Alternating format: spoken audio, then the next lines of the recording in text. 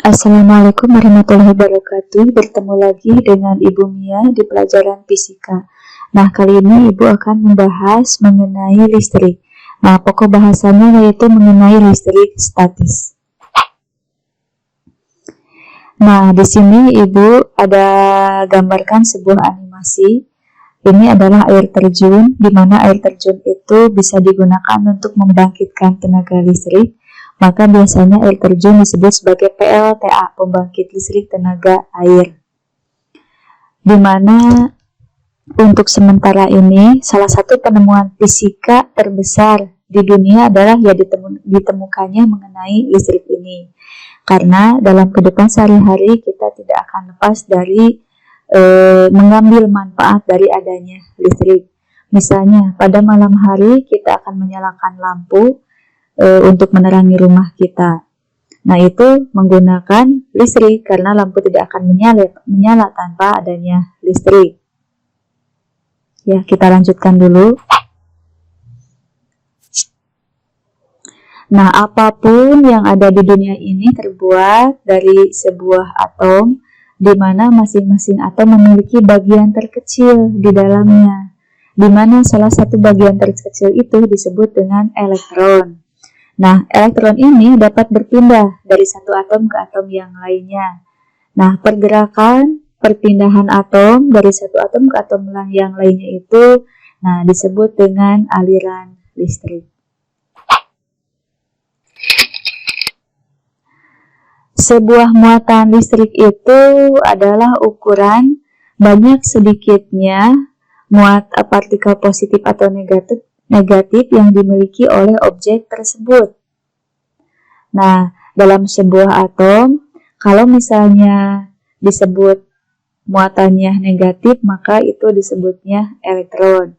Dan muatan positif itu disebutnya proton. Di mana kedua partikel ini, elektron dan proton ini saling mempengaruhi antara satu dengan yang lainnya.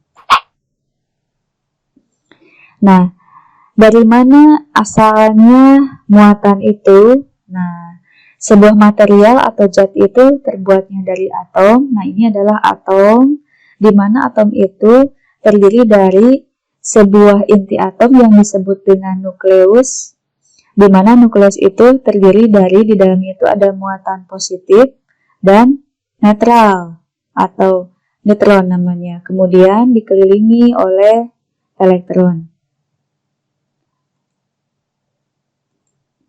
Nah, muatan positif disebutnya proton, muatan negatif disebutnya neutron, dan muatan negatif disebutnya elektron. Jika elektron itu jumlahnya sama dengan jumlah proton, maka atom itu bermuatan netral. Jika jumlah elektronnya lebih banyak daripada proton, maka elektronnya berlebihan. Maka disebut juga ini muatannya negatif.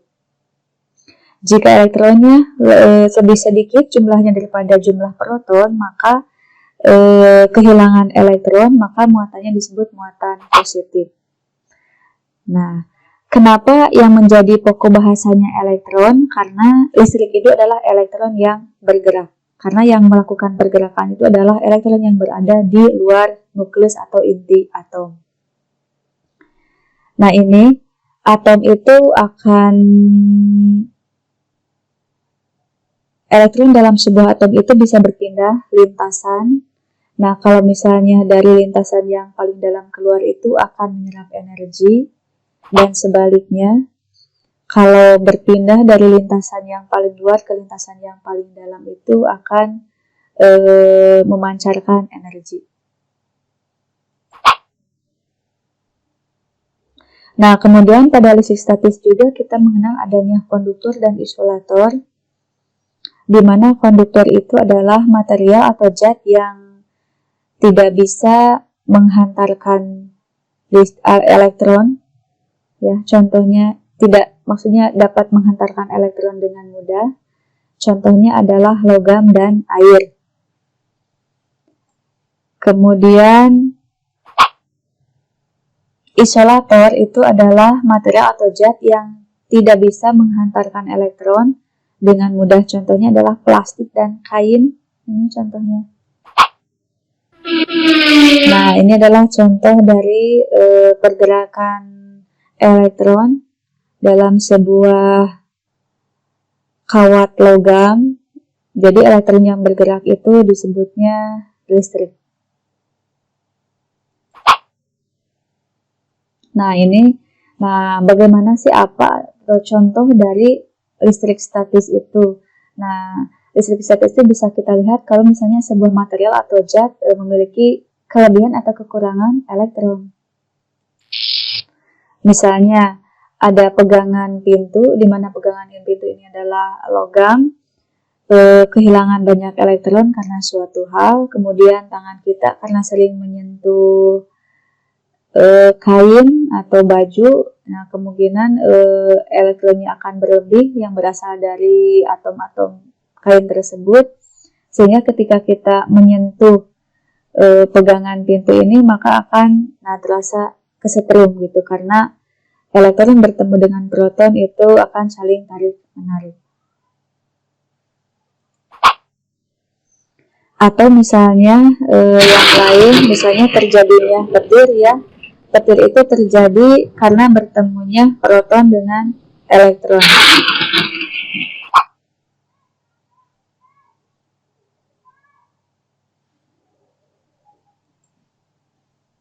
Nah, sekian dulu penjelasan dari Ibu. Semoga apa yang Ibu sampaikan bermanfaat, dan kita akan bertemu lagi pada pertemuan selanjutnya. Terima kasih.